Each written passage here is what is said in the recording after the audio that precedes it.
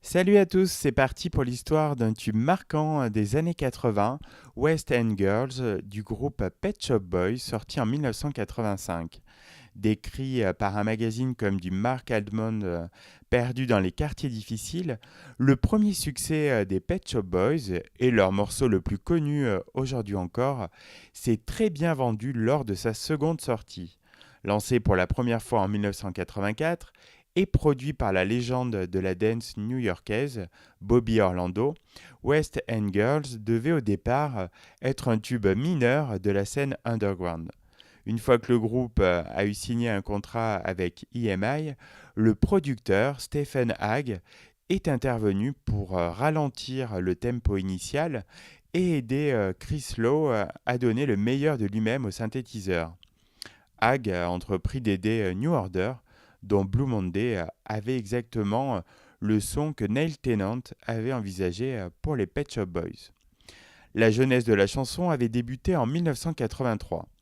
Neil Tennant, alors rédacteur du magazine de pop britannique Smash Hits, était allé se coucher après avoir vu un film de gangster de Jimmy Cagney. Les paroles terribles du début, parfois il vaut mieux être mort, vous tenez un pistolet et il est braqué vers votre tête, lui sont venues alors qu'il était sur le point de s'endormir.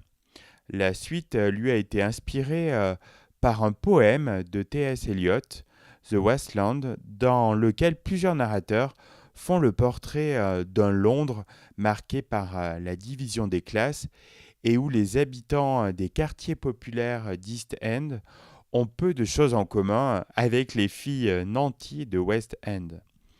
Bien qu'il ait été influencé par le hip-hop, Neil Tennant s'est efforcé d'utiliser son accent anglais caractéristique car il ne voulait pas imiter les rappeurs new-yorkais. Le mélange de musique rythmique hypnotique et de synth-pop filmique, associé à des paroles intelligentes, a permis à la chanson d'être numéro un des deux côtés de l'Atlantique. 20 ans après sa sortie, West End Girls a remporté le prix Ivor Novello de la meilleure chanson de la décennie 1984-1995.